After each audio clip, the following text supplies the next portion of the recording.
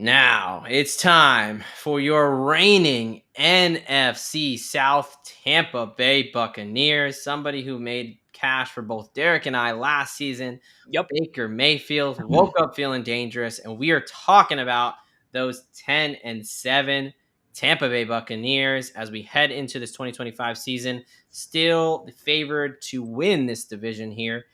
Coming in off that 10-7 year, got a win total of 9.5. So expecting around a bit of a similar season, a little bit of plus money to the over there. Some decent changes. Looks like they've lost more than they brought in. But again, this was a solid team from this year. So how much do they really need to bring in? Lost some guys, Shaq Barrett, someone who retired and then came back. Tyrone Shionka, a young player who never quite really worked out for the Bucs. William Golston, KJ Britt, some guys who have been there for a while are going to move on. Mike Edwards going back to the Chiefs. Safety Jordan Whitehead is now gone.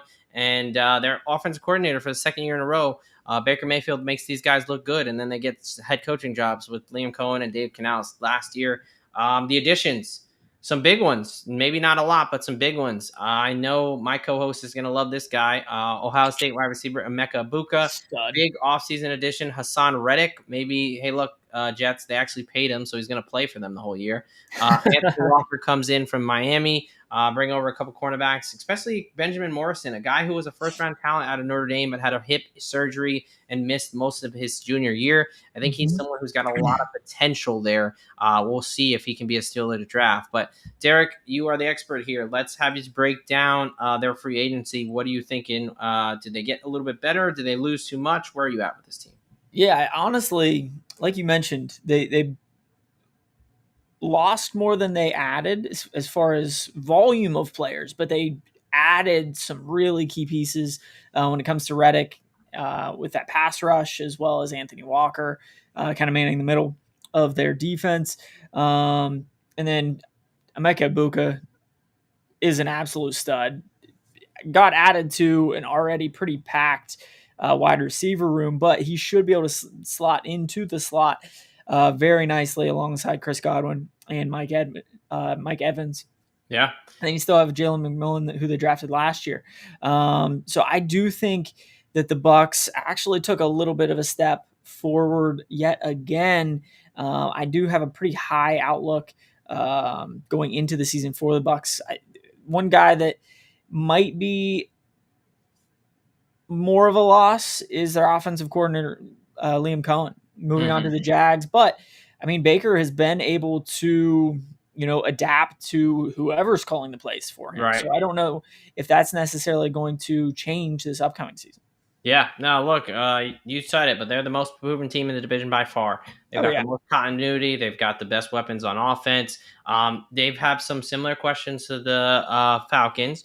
Can the pass rush get home and protect this secondary? Because the secondary is a little bit weaker there.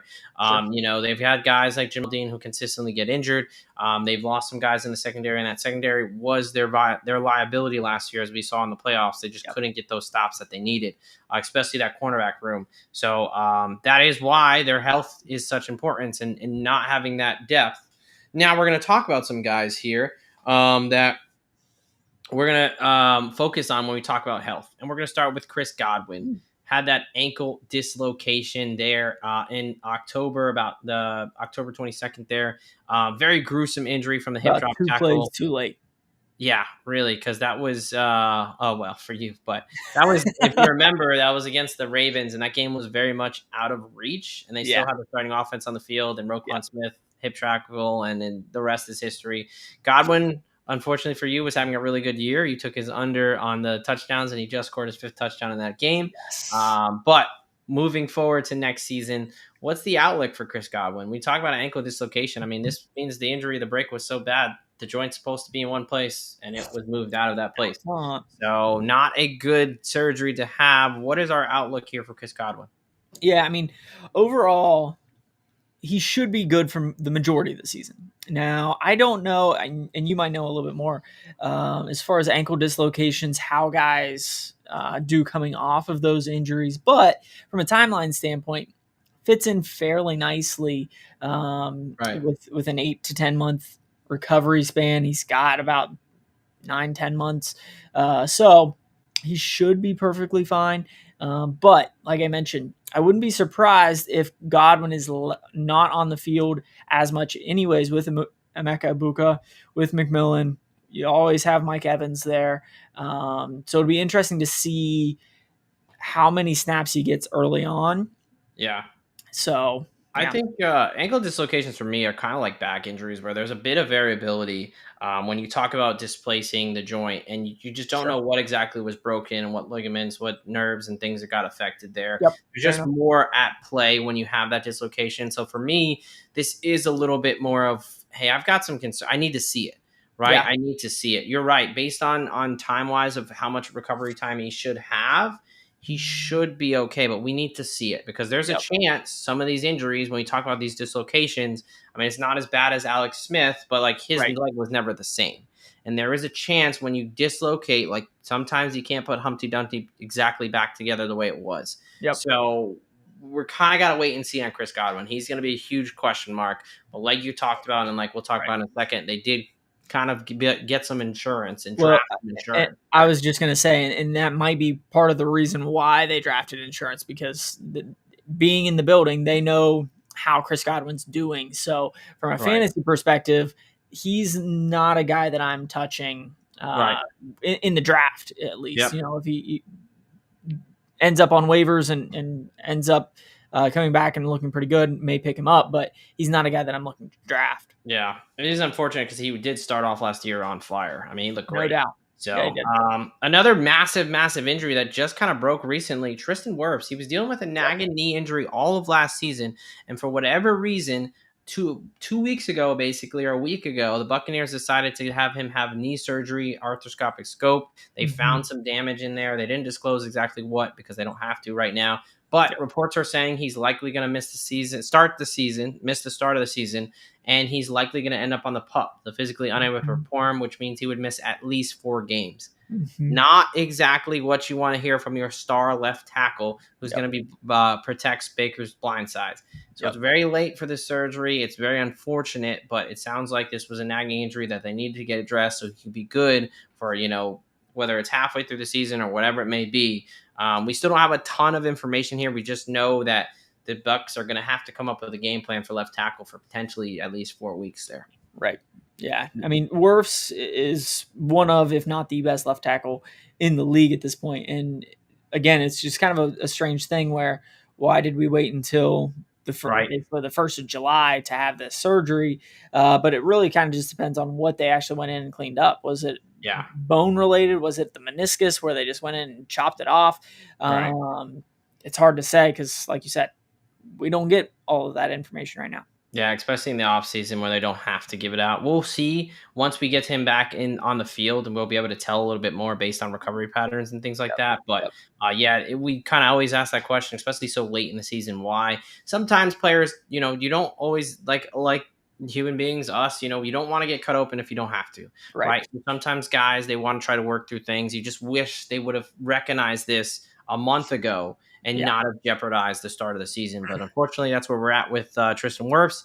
And then the rookie, Benjamin Morrison, out of Notre Dame, someone who I've got my eye on because I think cornerback is a very weak spot for this team, and he could help. Now, he did have hip surgery. October 14th was when he got injured. He missed the whole year, most of the year for Notre Dame.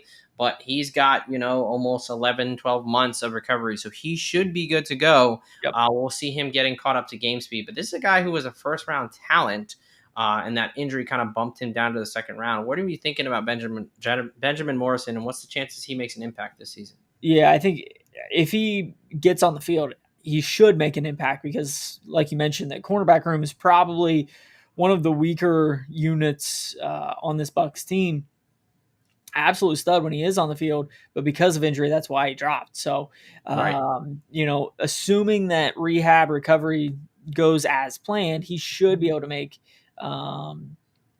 some really good impact plays. Yeah, that all of the things. Words are hard at 8:30. It's my bedtime in like 20 minutes. Yes.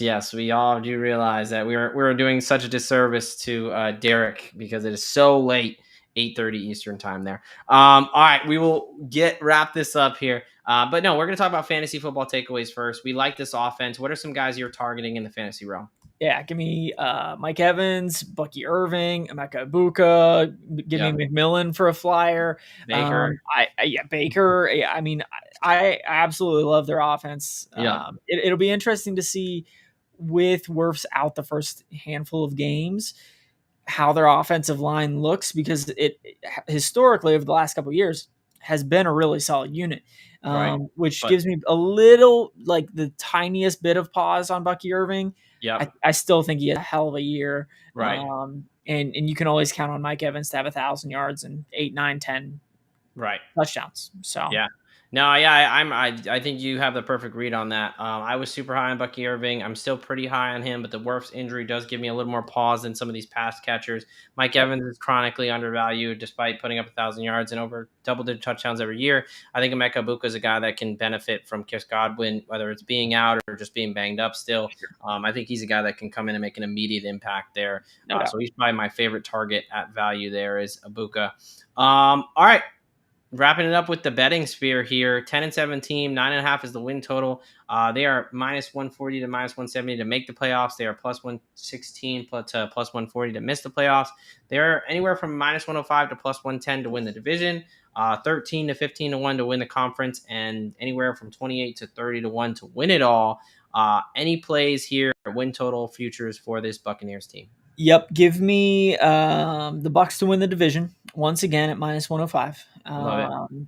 And then from a winning side of things, I went ahead and bumped it up to 10.5 at +155. I really think from a Bucs standpoint, their schedule is really shaping up to help them out. I mean, they start the first 2 weeks on the road at Atlanta and at Houston. I would assume they would probably, or I shouldn't say assume, I think they probably will drop one of those, but then they Right. might start going on a little bit of a run. So they have New York, they have Philly. That's going to be a tough one, but it's at home. Right. Then they go through Seattle and San Francisco. I think those are both wins. Detroit, yeah, again, a touchy one there, but they did go to Detroit and win last year, gave them one of their 2 losses. And then just as a whole, I just think this division is still pretty weak. Outside of the Falcons, I think they get 4 wins from the Panthers and the Saints. Right. So yeah, give me the 10.5 Yeah. for the Bucs. Yeah, I will be lockstep with you a little bit here. I'm gonna go over 9.5 at +110 over at FanDuel, and I'll give you the +110 at FanDuel to win their division there, just to give you a little bit of a better price. So Cool. shop around. But yeah, no, for a lot of what you said, this is the most proven team. We really like their offense. I think their defense made some of the right strides to get better. Their schedule, can be tough at times, but they play teams like the Eagles well. They play the NFC West, who we're not super high on. Go check out that episode from that we did a couple days ago. They've got, and again, talking between Carolina and New Orleans, those might be 2 of the worst teams in the league, and the Falcons' defense was one of the worst. It might be one of the worst, last year. So we like their offense, and they're going up against 3 bad defenses. I think that gives them a pretty good opportunity to stack up some wins and take this division there. So I won't be playing the division. I will just be playing the over 9.5 wins. I would say they would be my division winner, but the price is a little short for me. I'd rather just take, if I'm going to get the same +110 for over 9.5 wins, I'll just go there in case those Falcons do kind of get them, or a situation where they kind of both are 10-7 and one wins out, whatever it may be. But love this offense, and I think we're both going to talk about this guy, but give me Baker Mayfield over 3,800.5 passing yards at -110 and 29.5 passing touchdowns at -105. And 40 plus passing touchdowns at +550. We talked about it, but Baker Mayfield had an incredible year when there was all these question marks about Dave Canales is gone. What's this guy going to do without his offensive coordinator? Why not just have 4,500 passing yards, 41 touchdowns? He's got a great wide receiving core. He's got a solid offensive line. Baker Mayfield is here to stay in Tampa Bay. He is a gamer. I really like the passing touchdowns. Mike Evans is going to get 15 of those himself. Emeka Egbuka, and Jalen Millen, Chris Godwin, they really like to throw in the red zone too. I just think he's set up to have another great year. So, why not make some money off of it? Yeah, so I'll co-sign most of those. I actually took his over 3,800 and his over passing touchdowns as well. But I also took Baker to have 4,500 yards, just like he did last year at 5-1. With the wide receiver weapons that he has, plus adding Emeka Egbuka, I just think that Baker's going to have a career year this year. I really think that the Bucs as a whole are going to have a pretty dominant year and end up with one of the top couple seeds in the NFC. So yeah, I big time fan of the Bucs going into the season. Big time Baker fan going into the season. I just really think they're gaining up, or yeah. Yeah, I mean, they did it last year, and the defenses in the division didn't get much better. So, Yeah. I mean, it's hard to believe that they're going to take a step back. I think they might obviously take a step forward with Egbuka and what he has to bring, and hopefully Godwin can get back to stream, and Wirfs isn't out for too long. But no, I think this is one of our favorite offenses, and for a reason. They're a fun offense, and I think they're gonna light up scoreboards here. And their secondary might not be fixed, so they might have to. So that kind of gives them some. Last play for me, Emeka Egbuka, 5+ receiving touchdowns at plus 200. He had 10 touchdowns twice in his career in college. 4 different Buccaneers receivers had over 5 touchdowns last year. Yep. And he is going to be the wide receiver 3, maybe even wide receiver 2 on this team. I think he's easily going to get 5+ touchdowns. He's somebody that can find the end zone. And again, Baker throws for a shit ton of touchdowns. Like they have a lot, right? 41 touchdowns last year. So for Egbuka to get 5 as the second or third wide receiver in the offense, I think makes a ton of sense. And we're getting 2-1 odds there. All right, folks. So we have the Tampa Bay Buccaneers, who both Derek and I are pretty high on.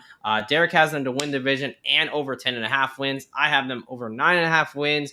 We both love Baker Mayfield this year. We think he's feeling dangerous, and he's going to have another stellar year in the passing yards and touchdowns. And Emeka Egbuka as the sneaky wide receiver there from Ohio State. He's going to be a payoff as a great pick and find the end zone at least 5 times for a nice 2-1 cash. And that is it for your NFC South division preview. A very fun division that may have 2 of the 2 worst teams in offense and may have 2 playoff teams. This is going to be a little bit interesting to see. We got a ton of question marks in Bryce Young and what that offense is going to look like.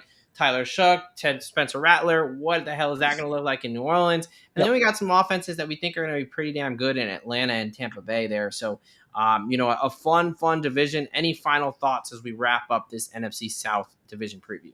No, I think the NFC South has done us well over the last year or two, and I'm hoping for another good year coming out of the NFC South. Like you said, I mean, there's a couple teams that we're expecting to be absolute dog shit. Yep. And there's a couple teams that could be pretty damn good. So it'll be interesting to see how this NFC South division wraps up. But hey, it's football, baby. And we're, 50 days away. Basically 2 weeks away from like helmets and shoulder pads being suited up for the Hall of Fame game. Let's go. Yes, very, very exciting. Like Derek mentioned, 6-3 last year collectively, over 5 units cash. So we love the NFC South, and they love us as well. All right, folks, if you've made it to this point in the show, we thank you. These division previews, I know, can be a little bit lengthy, but there's just so much football, and we're just so damn excited. Only 50 days away there. If you have made it this far, give us a like. Comment, let us know what you think. Hey, who do you think is going to win this division? Where are the weak spots? Who do you think the strong point's going to be? What do you agree with? What do you not agree with? Let's get it going in the comments. Make sure you subscribe. Thank you for watching the IDP Plus YouTube network. If you enjoyed this video, give it a thumbs up and don't forget to subscribe to our channel. Be sure to tap the bell icon to get notified whenever we upload new content.